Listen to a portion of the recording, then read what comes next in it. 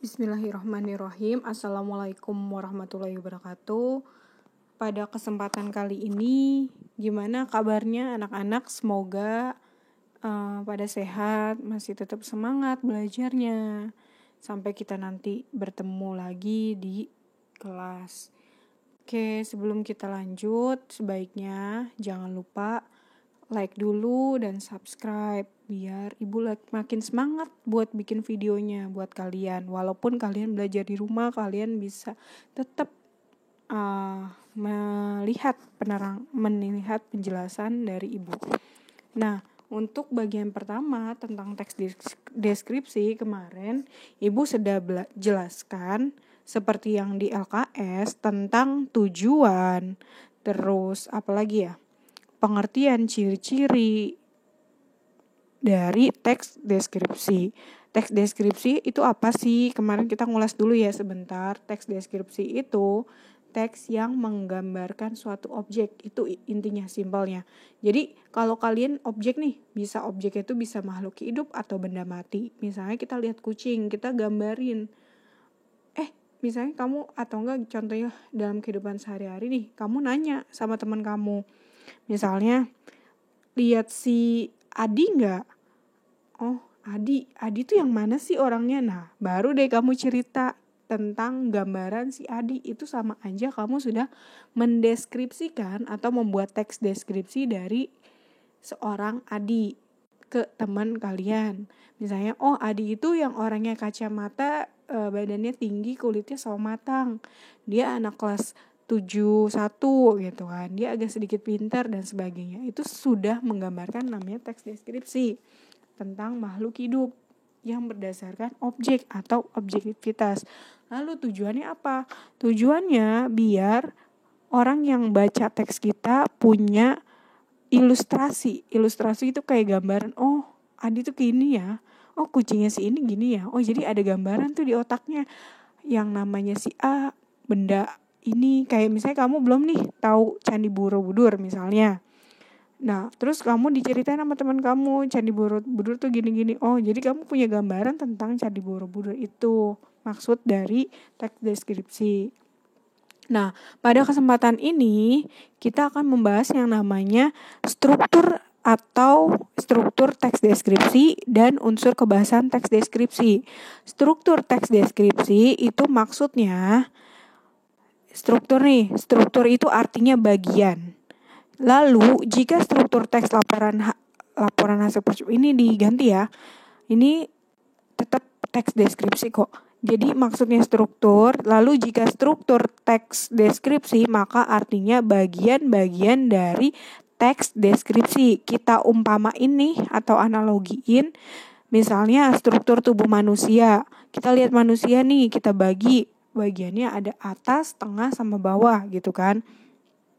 Nah, bagian atas itu kita bisa sebut bagian atas tuh apa aja sih yang masuk bagian atas, misalnya mata, hidung, telinga, dan sebagainya. Terus bagian tengah kita masuk ke bagian apa sih yang bisa disebut bagian tengah? Ada tangan, lengan, perut, dan sebagainya. Bagian ketiga, bagian bawah. Apa sih yang bisa dibilang dia termasuk bagian bawah? Yaitu kaki, paha, lutut, dan sebagainya, betis gitu kan. Nah, struktur deskripsi sama kayak bagian manusia, ada 3.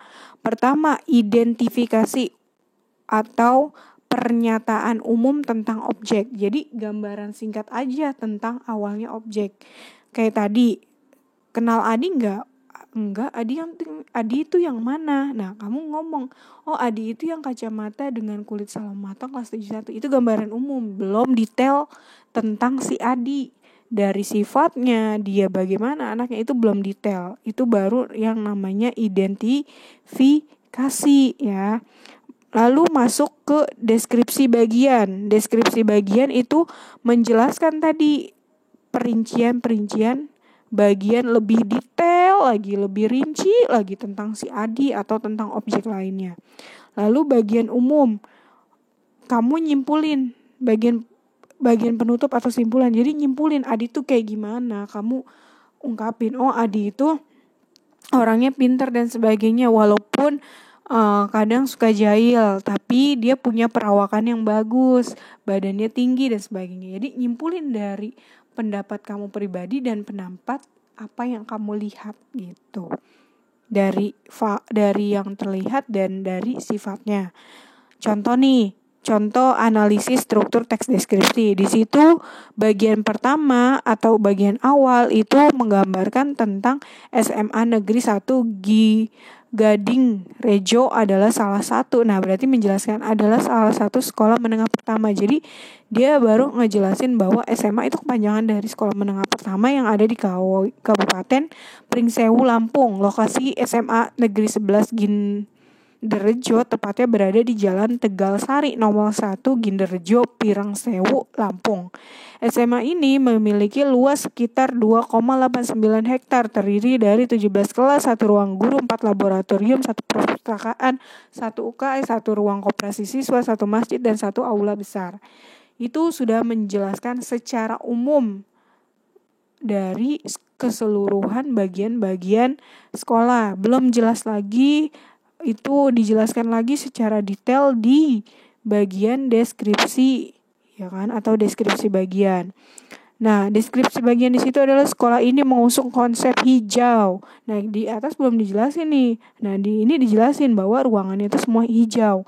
Sehingga hampir semua di area SMA N1 Gading Rejo ditumbuhi rumput dan beraneka pepohonan. Fasilitas parkir yang luas di mana tersedia untuk parkir mobil dan motor. SMA Negeri Gading Rejo juga memiliki 3 lapangan, yaitu basket, voli, dan futsal.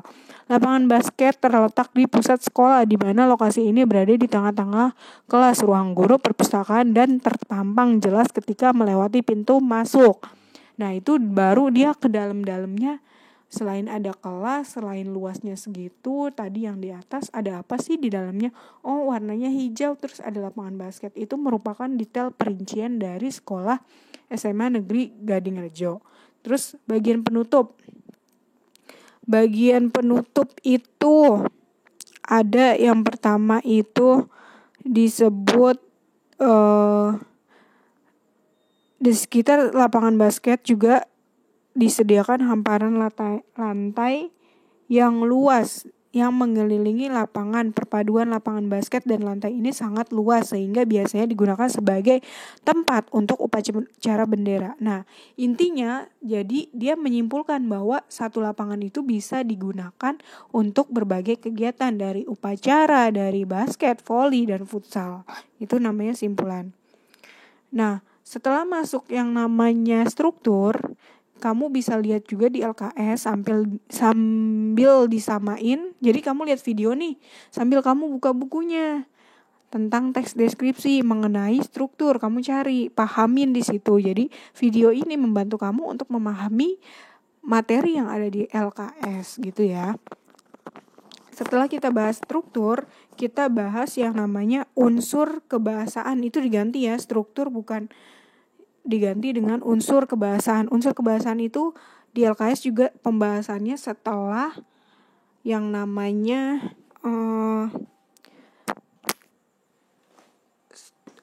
struktur teks deskripsi. Dan mohon maaf, itu sepertinya teksnya tidak terlihat, jadi disamain aja sama LKS kalian bahwa struktur unsur kebahasaan teks deskripsi itu ada yang pertama itu kalimat rincian. Kalimat rincian itu artinya merincikan sesuatu objek. Contohnya di sini nih, kayak contoh di atas. SMA ini diidentifikasi bagian awal. SMA ini memiliki luas sekitar 2,89 hektar, terdiri dari 17 kelas, 1 ruang guru, 4 laboratorium, 1 perpustakaan, 1 UKS, 1 ruang koperasi siswa, 1 masjid, dan 1 aula. Itu adalah kalimat rincian. Kenapa? Karena dia menggunakan kalimat atau kata yang terdiri dari, itu merupakan perincian, dan dia menjelaskan secara detail tentang sekolah itu yang dibilang kalimat rincian. Jadi kalau misalnya carilah teks deskripsi yang menggunakan kalimat rincian, ya udah kalimat rincian itu contohnya. Terus mana lagi di bawah ada lagi, misalnya SMA Negeri 1 Gading Rejo memiliki 3 lapangan basket, yaitu futsal, voli, dan basket gitu kan. Itu perincian. Nah, selanjutnya di LKS selanjutnya itu juga di bagian 2 ada kalimat yang namanya penginderaan. Penginderaan itu maksudnya kalimat ini menggunakan efek dari panca indera. Panca indera kan, panca itu berarti 5. Panca kita ada pendengaran, penglihatan, perasa, penciuman, dan gerak. Pendengaran berarti telinga, penglihatan itu mata, perasa itu bisa hati dan kulit, penciuman itu hidung, gerak itu tangan dan kaki. Contoh, sekolahku terlihat amat rapi dan bersih, berarti yang digunain adalah panca indera yang namanya penglihatan. Jadi kalau di dalam teks deskripsi coba cari kalimat yang menggambarkan penginderaan. Nah, cari sekolahku terlihat amat rapi dan bersih, itu berarti ditulis kalimat penglihatan. Itu cuma contoh ya, tidak suruh dikerjakan. Jadi kamu supaya paham aja. Selanjutnya itu juga diganti. Maksudnya Ibu di slide ke-10 itu unsur kebahasaan teks deskripsi, bukan teks laporan percobaan. Nah, teks deskripsi itu juga kalau di LKS kalian lihat ada yang namanya sinonim. Cuman Ibu jelaskan juga antonim biar kalian tahu bedanya antonim dan sinonim. Antonim itu lawan kata persama, sedangkan sinonim itu persamaan kata. Contohnya, katanya gelap dan terang. Lalu contoh kalimatnya, kacang hijau yang ditaruh dalam ruang gelap akan tumbuh menjalar, sebaiknya kacang hijau yang ditaruh tempat terang akan tumbuh ke atas karena terkena matahari. Berarti ada antonim di situ, antonimnya adalah gelap dan terang. Lalu kalau sinonim, kalimat katanya adalah luas dan lebar. Kalau kalimatnya di situ dalam percobaan kali ini kita membutuhkan lahan yang luas dan tempat yang lebar untuk menanam. Nah, sinonimnya apa di situ? Luas dan lebar. Ya. Selanjutnya ada yang namanya kata depan. Kata depan adalah kata yang merangkai kata berikutnya, menghubungkan kata berikutnya. Contohnya dari, di, dan ke. Kalian bisa juga lihat di LKS halaman 8. Kalau dari, contohnya kalimatnya nenek pulang dari Surabaya. Contoh lainnya meja itu terbuat dari rotan. Baju itu dibeli saat kami liburan akhir tahun. Toko itu berada di Jalan Suhendar. Terus kalau yang berlibur ke Pulau Belitung, saya akan mendaftar ke sekolah negeri. Jadi fungsi kata depan di situ adalah menghubungkan kalimat sebelumnya atau kata sebelumnya dengan kalimat selanjutnya. Itu yang dibilang kata depan. Terus selanjutnya menggunakan istilah teknis. Istilah teknis artinya nih ya, atau kata umum dan kata khusus sama aja. Kata yang memiliki arti khusus dalam bidang pengetahuan atau keahlian tertentu. Jadi itu mohon maaf nih sebelumnya. Jadi tabelnya itu terbalik. Jadi istilah umum itu pengertian sama contohnya di sebelah kanan. Yang tentang kecerdasan emosi apotik itu merupakan istilah umum. Sedangkan aritmatika fotosintesis itu adalah istilah khusus. Jadi istilah umum artinya suatu kata yang menjadi bahasa umum dan sehari-hari yang sifatnya bisa digunakan di semua bidang. Contoh, kecerdasan, emosi, makan, minum itu adalah contoh dari istilah umum atau kata umum. Contoh kalimatnya, Bill Gates memiliki kecerdasan yang luar biasa hingga mampu seperti sekarang. Nah, istilah umum atau kata umumnya di situ kecerdasan. Kecerdasan itu bisa maksudnya adalah otak kan. Itu bisa digunain di bidang hukum, kedokteran dan sebagainya. Jadi perbedaannya sama istilah khusus nih. Istilah khusus pengertiannya adalah suatu kata yang penggunaannya serta maknanya terbatas pada bidang pengetahuan dan ilmu tertentu. Misalnya, kita belajar matematika, yang kita bahas apa? Logaritma, aritmatika, aljabar, itu cuman ada di pelajaran matematika. Nah, itu maknanya juga cuman yang berarti tentang ilmu matematika, nggak bisa digunain di ilmu biologi atau bahasa Indonesia. Itu yang dibilang istilah khusus atau kata khusus. Jadi gak punya arti lain dan gak bisa digunain di bidang lain. Contoh kalimatnya, saya belajar matematika tentang aritmatika di sekolah tadi pagi. Nah itu kan sesuai, tapi kalau misalnya kita ganti nih, saya belajar matematika tentang fotosintesis, itu gak nyambung, gak sesuai dengan bidangnya. Gitu yang dimaksud istilah khusus. Lalu kata imbuhan atau penambahan pada kata. Contoh, di situ kan imbuhan terbagi atas 4. Ada awalan yang dibilang prefix, ada sisipan yang dibilang infix, ada akhiran yang dibilang sufiks, dan awalan dan akhiran yang dibilang konfiks. Di sini, contoh awalan, sekolahku berada di Jalan Suendar. Nah, awalannya adalah ber. Kata dasarnya adalah ada. Terus yang kedua, kucingku suka memakan kue. Imbuhannya adalah me. Kata dasar tuh yang menjadi kata itu seutuhnya tanpa ada penambahan imbuhan, itu yang dibilang kata dasar adalah makanan. Terus sepedaku bergerigi, ini imbuhannya. Kata dasarnya adalah gigi. Ya.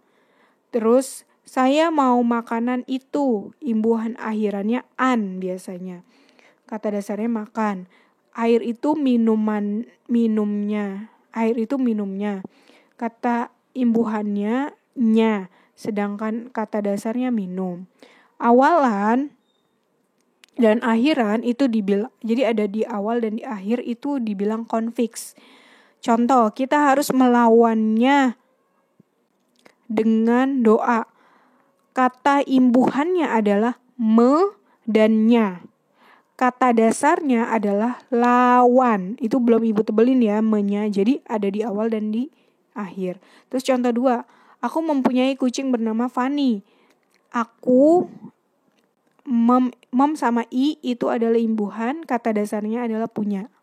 Lanjut ke majas atau gaya bahasa.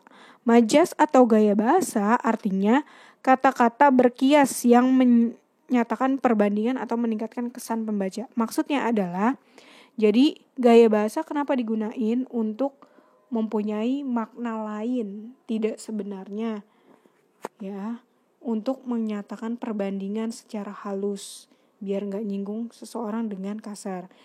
Itu kalau di teks deskripsi cuman gunain 3 majas perbandingan.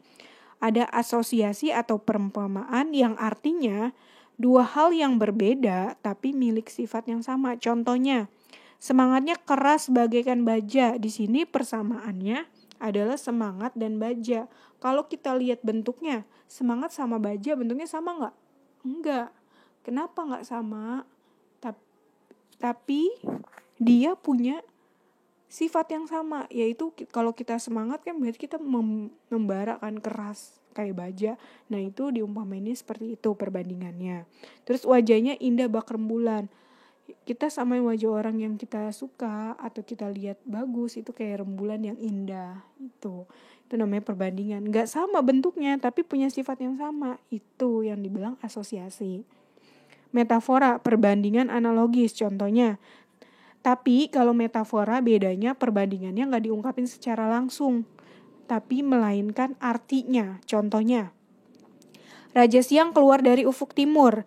Nah di situ Raja Siang, ini yang dibilang kata kias. Makna Raja Siang itu artinya apa sih? Matahari. Tapi dia diungkapin gak di kalimat? Enggak. Itu yang bedain metafora sama asosiasi. Jadi kalau Raja Siang artinya matahari, sedangkan buah hati artinya anak, tapi tidak diungkapkan secara langsung di kalimat itu juga. Bedanya dengan asosiasi itu. Terus kalau personifikasi intinya membandingkan benda mati atau makhluk hidup lain punya sifat kayak manusia. Contohnya, ombak berkejar-kejar ke tepi pantai. Kalau kita lihat, ombak bisa berkejar-kejar gak sih? Enggak, tapi yang punya sifat berkejar-kejar kayak lari-larian itu sifatnya siapa? Manusia. Tapi diumpamain ke ombak gitu. Sama kayak pensil itu menari-nari. Sifat manusianya di mana? Menari-nari. Si bendanya mana? Pensil itu. Nah, itu yang dibilang personifikasi. Jadi pensil tuh menari-nari kayak kita lagi nulis gitu aja. Tapi diumpamain, dimaknain berkias atau makna lain atau kata lain dengan pensil itu menari-nari yang disebut dengan majas personifikasi. Oke, sekian pembahasan bagian 2 dari teks deskripsi untuk kelas 7. Jangan lupa like and subscribe. Semoga Ibu makin semangat lagi, semakin bagus videonya buat memenuhi pembelajaran kalian di rumah. Biar kalian ngerti bukan cuma dari buku, tapi dari video gitu. Semoga kita tetap dalam keadaan sehat walafiat sampai nanti kita bisa bertemu di kelas, sampai kita bisa saling kenal secara langsung. Wassalamualaikum warahmatullahi wabarakatuh. Terima kasih.